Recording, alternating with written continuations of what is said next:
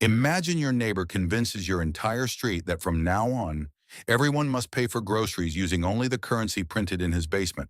And every time someone buys groceries anywhere, he gets a small cut. Forever. That is essentially what the United States pulled off with the petrodollar system. And the most impressive part? Most of the world went along with it willingly. To understand the petrodollar, you need to understand the problem it was designed to solve. After World War II, the world needed a new financial order. Everything was in ruins. Economies were rebuilding. Trade needed to restart. So in 1944, 44 nations gathered in a small town in New Hampshire called Bretton Woods, and they made a deal. The US dollar would become the world's reserve currency. Every other currency would be pegged to the dollar. And crucially, the dollar itself would be backed by gold. Every $35 was theoretically redeemable for 1 ounce of actual gold stored in American vaults. This worked beautifully for about 20 years. America was producing half the world's manufactured goods. The economy was booming. The dollar felt as solid as the gold backing it. Countries happily held dollars because dollars were basically gold with better portability. But then America got expensive habits. The Vietnam War, the space race, massive social welfare programs, Cold War military spending that never stopped. America started printing dollars faster than it was adding gold. Countries with sharp finance ministers noticed the math was not working. France famously started quietly converting its dollar holdings into gold and shipping the gold back to Paris. And others followed. America's gold reserves started shrinking alarmingly. By 1971, Nixon faced an impossible choice: either dramatically cut American spending and cause economic pain at home, or simply disconnect the dollar from gold entirely. He chose option 2. On August 15, 1971, he went on television and suspended dollar-gold convertibility indefinitely. The Bretton Woods system was dead. The dollar was now floating freely, backed by nothing tangible. Just confidence. Just vibes, essentially. Markets panicked. Inflation spiked. The dollar lost significant value. Other currencies fluctuated wildly. America needed urgently to figure out a new reason for the world to keep holding and using US dollars even without gold behind them. Without that reason, the dollar could collapse completely. Then fate delivered a crisis and, hiding inside that crisis, an opportunity. October 1973, Israel gets attacked by Egypt and Syria. America rushes military supplies to Israel. In retaliation, Arab oil producers declare an embargo on the United States. They stop selling oil to America and dramatically cut global production. The result is catastrophic for the Western economy. Oil prices quadruple in weeks. Gas stations run dry. Ordinary people wait in lines stretching blocks just to buy rationed fuel. Inflation accelerates further. The economy is being squeezed from multiple directions simultaneously. But here is what Henry Kissinger, America's Secretary of State, realized while everyone else was panicking. Oil is the one thing every modern economy absolutely cannot function without. Every factory, every vehicle, every power plant, every military depends on oil. If you could make oil permanently structurally tied to the dollar, then every country on earth would permanently need dollars. Not because of gold, not because of America's military strength alone, but because of basic arithmetic. You need oil to run your country. Oil costs dollars, therefore you need dollars. Always, automatically. This was the insight that changed everything. Kissinger flew to Saudi Arabia and sat down with the royal family to negotiate something extraordinary. The conversation was essentially this. Saudi Arabia had 2 enormous assets and 1 enormous vulnerability. The assets were vast oil reserves and rivers of cash. The vulnerability was geography and regional instability.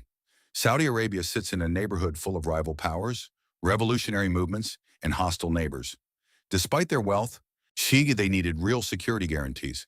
Kissinger offered exactly that: American military protection, American weapons sales, American intelligence cooperation, an ironclad guarantee that any threat to Saudi Arabia would be treated as a threat to American interests.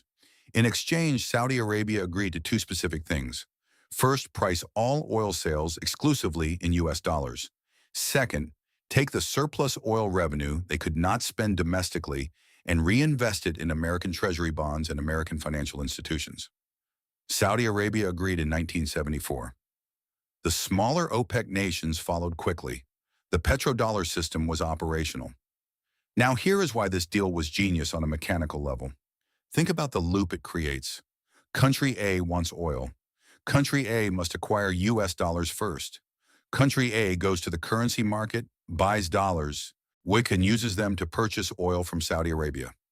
Saudi Arabia now has dollars, more dollars than their domestic economy can absorb. Those excess dollars get invested back into American government bonds and financial markets. America now has foreign money funding its own government spending. That funded American government maintains the military that protects Saudi Arabia and enforces the oil and dollars arrangement globally, which keeps oil priced in dollars, which forces every oil-buying country to keep acquiring dollars. Loop complete, loop repeating endlessly. America essentially collects a silent, invisible tax on every oil transaction happening anywhere on the planet, not by being present in the deal, but by being the currency the deal must happen in. There is a second enormous benefit that rarely gets discussed openly.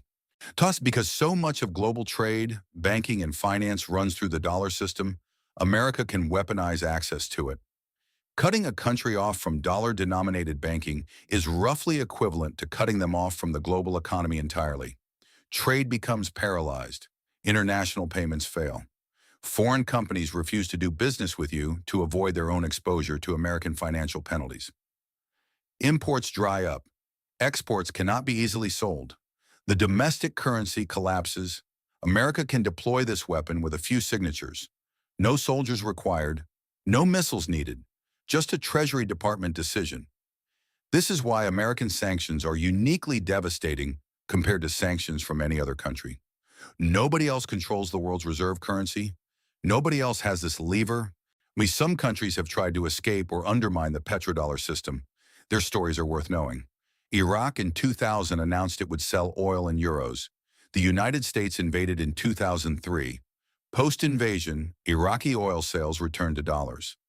Libya proposed a gold-backed pan-African currency specifically designed to replace the dollar in regional oil trade. The country held significant gold reserves to support the plan. NATO intervened militarily in 2011. The proposal died completely.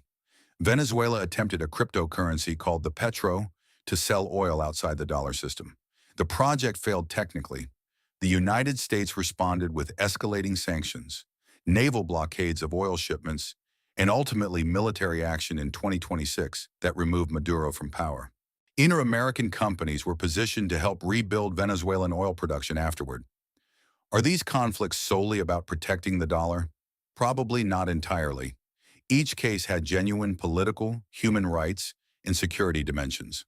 But the repeated pattern of aggressive American response to dollar abandonment attempts is not something serious analysts dismiss easily. Something shifted in 2022. When America froze roughly $300 billion of Russian reserves after the Ukraine invasion, governments worldwide got deeply nervous.